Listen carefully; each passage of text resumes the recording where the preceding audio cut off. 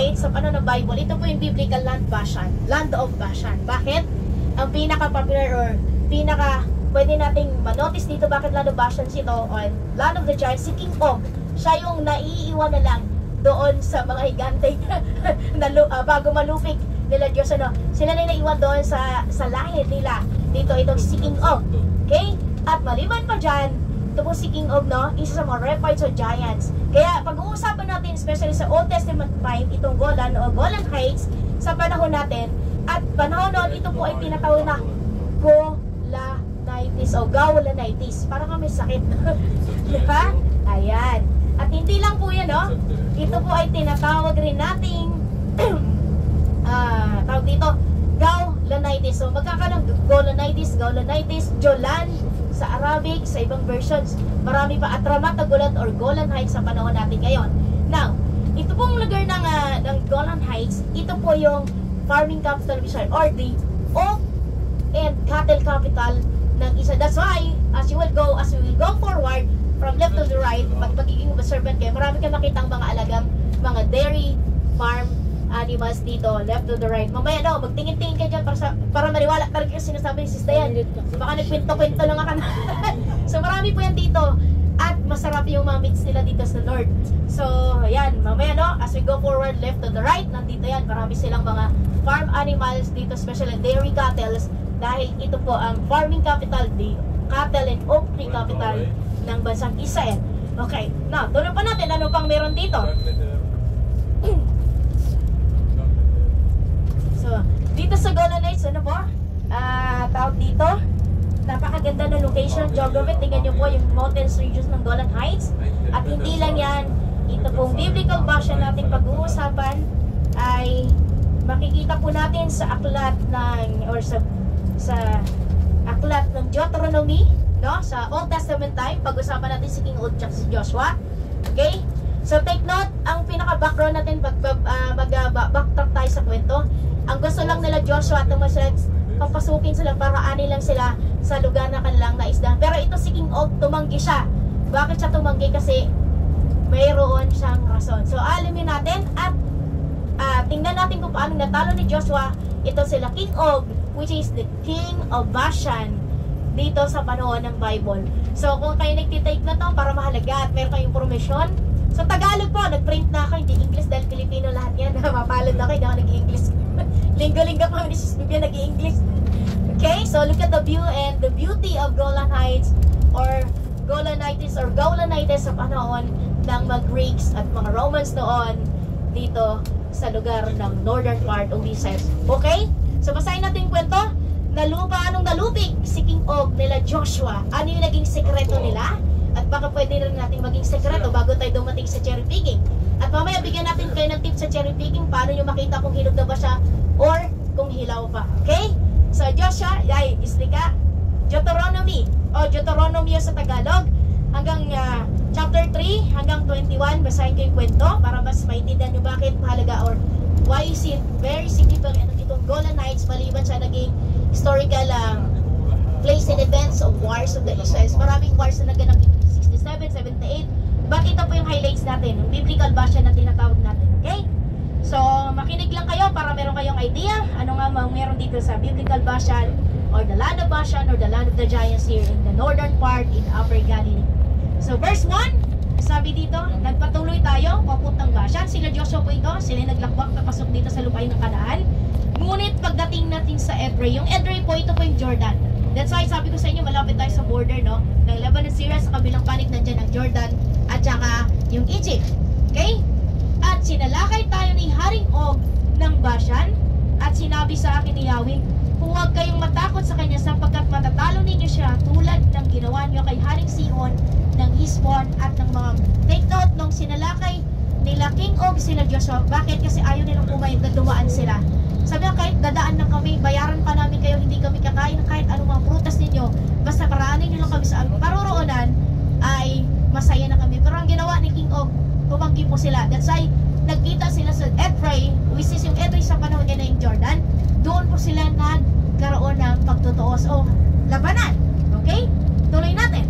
Ngayon, sabi ni Joshua, takot sila. Bakit? Kasi nga, giants, this is the land of the Rephaim or Rephaites na tinatawag natin. So, ang naiiwan na doon sa linya ng mga higat ay walang iba kundi si King Og. So, natakot ito si Joshua. Pero sabi ng Diyos, huwag kayong matakot. Bakit? Kasi sapagkat ibinigay ko na sila sa inyong mga kamay. Meron na pong affirmation ng Panginoon kay Joshua na bagamat mga higante ito sila King Og, ang kanyang salinhay, huwag kayong matakot sapagkat ibinigay ko na sa inyo ang kamay o ang ulo ng mga Bashan ni King Og. Okay? At pagkatapos, sabi niya, sa tulong ni Yahweh, natalo nga natin si Haring Og at ang buong Bashan. So, nagkaroon ng labanan sa pagitan nila Joshua at nila King Og ng Bashan sa Edrei. At wala tayong itinirang buhay isa man sa kanila. So, lahat tinuligsa o pinatay. Nasakop natin ang 60 nilang lungsod sa Argob. Take note, yun ang sinasabi ko sa'yo. This is the city of refuge. Bakit? There's 60 fenced and walled city way back here. That's why this is also, yung Golden Heights or yung Mount Hermon, this is called also as the Mountain of Transfiguration. Bakit? Kasi, sa mataas na bahagi nag-transfigure ang Panginoong Kristo. Okay? Yes. Now, tuloy natin. Nasaan ako? Nasakop natin ang 60 nilang lungsod sa Argob, ang buong kaharian ni King Og sa Bashan, ang maraming naliliit na nayon at ang malalaki nilang lungsod na napapaligirang pader, tulad ng ginawa natin kay Haring Sihon ng Hesbon. Nilipol natin sila pati mga kabayin at mga bata. Sa lahat po yun, wala silang itinira. Ang itinira lamang natin ay yung mga hayop at iba pang ari-arian nilang sinamsaw natin. So lahat ng bata, matanda, okay, babae at lalaki, pinatay nila Diyos. Bakit? Kasi yun talaga nakapagpasiya na wala kang malipad. Kasi kung pag maiiwan sila, hindi po nila magiging kalupaan itong promised land, itong Kanaan. Okay? So take note, ang mga nakatira pa noon dito ay mga Kanaan at ang mga Philistines, ito po ay naging lugar ng mga Philistines, hometown kanila. But sa panahon ni Joshua, nang natalo nila si King Og, napunta po din sa kanila. So lahat, kinuha nila. At verse 8, nasakop natin noon ang lupain ng 2 haring Amoreo, ang lupain nila sa silangan ng Jordan, mula sa ilog Arnon hanggang sa bundok ng Hermon. Ayan po, binanggit ang Hermon. Grabe. Kaya talagang tunay ang Biblia ay nagsasabi ng totoo at hindi nagsisinungaling. Sirion ang tawag ng mga taga-Sidonian o Sidon sa bundok. Take note, mga Sidon, o ito po yung mga sumasamba kay Baal. Sila Jezebel po yon. Yung mga Canaanite peoples. Okay? At Sinir naman ang tawag doon ng mga Amoreo. Nasakop din natin ang mga lungsod sa matataas na kapatagan, ang buong Gilead, ang Bashan, ito po yun, yung Golan Heights, ito po ay biblical land of Bashan, hanggang Salca at Edrei, napawag sakop ni Haring Og. So malaki na sa sakupan ni Haring Og at kailangan talaga lusubin at lipulin nila Diyos sapagkat hindi sa kanya mapupunta itong lupain ng Kanaan kung hindi nila matatalo itong mga kaaway. Okay, magpatuloy natin. Si Haring Og lamang ang natira sa mga taga-Rephaim. So Rephaim, ibig sabihin giants po yan. Ang kabaong niyang bato ay 4 na metro. Grabe. Walang panama ang kabaong ng mga Pilipino. At 2 metro ang lapad. At ito ay nasa lungsod ng Raba sa lupain ng Amon. Hanggang ngayon. So yung Amon, ito po yung Jordan. Okay? Ito po yung Amon ay yung bansang Jordan sa panahon natin sa modern time. Okay? And tuloy natin. Nang masakop natin ang bansang iyon, ibinigay ko sa lipid ng Reuben at Gad ang lupain mula sa Aroer na nasa tabi ng ilog Arnon at kalahati ng Gilead. Ang kalahati naman ng Gilead, ang Bashan, ito pong Golan Heights. Okay, hanggang sa Hermon, sa makatwid ang buong Argob ay binigay ko sa kalahati ng lipid. Take note, ito pong lupain ng Bashan ay napunta sa kalahating tribo ni Manasseh. Okay, hindi lahat na ibigay sa kanya kasi may mga iba pang kapatid or ibang tribo pa na kailangan mabigyan ng kalupaan. Okay? At ang buong Bashan ay tinatawag na lupain ng mga Rephaim, ang buong lupain ng mga Argob at ang Bashan, hanggang sa hangganan ng Israel at Macateo, ay napunta kay Jair na anak ni Manases. Hanggang ngayon, may ilang nayon doon na tinatawag na mga nayon ni Jair na sunod sa pangalan niya.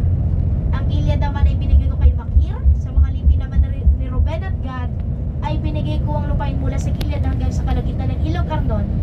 Ang Ilog Arnon, ang hanggangan nito sa timog at Ilog Jabok naman sa Hilaga. Dito naman nagsimula ang lupain ng lahi ni Amon. Sa kanluran ang lupain ay abot sa Ilog Jordan mula sa lawan ng Kineret. Ito po yung Sea of Galilee, Tiberias. Pupunta po tayo doon. Hanggang sa dagat na pula, dagat na patay, abot naman sa bundok ng Pisgas sa gawing silangan. Yung Pisgas nasa Jerusalem part yan. Okay?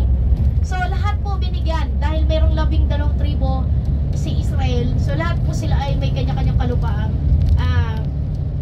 ibinigay sa kanila, ano po? Sinabi ko sa kanila noon, ang lupain ito ang binigay sa iyo ni Yahweh na ating Diyos. Ngunit ang lahat ng madaling may makipaglaban munang kasama ang ibang Israelita. Maiiwan dito ang inyong mga pamilya at ang inyong mga hayop sapagkat alam kong marami kayong alagang hayop. Hindi kayo babalik dito hanggang sa ang mga kapatid ng Israelita ay hindi na papanatag sa lupain ibinigay sa. So take note, talagang ang pangako ng Diyos kay Abraham hanggang sa mga sa mga salintahay nito ay tinupad ng Diyos yan. May comment ang Diyos na bibigay ko lahat ng maapakan, matatanong din ninyo, Abraham, sapagkat para sa inyong kalupaan. Kaya ito ay tinatawag na promise kasi pinangako ng Diyos kay Abraham. So tinupad lang ng Diyos. So lahat ay kailangan talaga sakupin nila para mapunta ito sa kanila ang kalupaan ng Kanaan noon. Kaya ito ay tinatawag na bansang Israelitang Israel sapagkat ang Israelite nang naka-settle, naka-occupy dito ngayon. Okay, matatapos na tayo. Ito naman ang sinasabi ko kay Joshua. Nakita mong ginawa ni Yahweh sa dalawang haring Amorayo, ganon din ang gagawin ni Yahweh sa mga haring na lupaing pupuntahan ninyo. Huwag kang matatakot sa kanila sapagkat si Yahweh siyang makikipaglaban para sa inyo. So ano yung naging bottom line ni Joshua? Kahit ito po ay land of the giant or Rephaim, no? Alam nyo, kapag ang sinabi ng Panginoon sa Kristo ay matatalo at magagamit nyo, ano po yon? Talagang merong kasiguraduhan at ang pangako ng Diyos na kailanman ay hindi napaka. Walang imposible. Nakon, walang imposible. Bakit? Unang-una, nagbigay na ng affirmation ng Panginoon. Pero alam niyo po, kung babasahin pa ninyo ang aklat ng Old Testament time, kahit na ibinigay na ng Diyos, Joshua, itong kalupaan na ito, humingi pa rin siya ng guidance, ng katalinuhan, kung paanong magamit ang mga kalupaan noon dito, yung kalupaan ng Kanaan. You see? So, ganun din sa buhay natin, lagi natin tandaan, kung ang posible ay napakahirap sa atin, pero wala pong imposible. Lahat ay posible sa Panginoon. So, kaya, lapit at kapit lang sa Diyos. Ano po. So, ito po yung kaganapan dito sa Land of Bashan or Golan Heights, at maliban dyan sa mga napakaraming war ng Israel, no, ay hindi na natin pag-usapan, baka sumakit ang ulo nyo. Ang sarap ko rin magpatulog, no? Salamat sa inyo. Amen.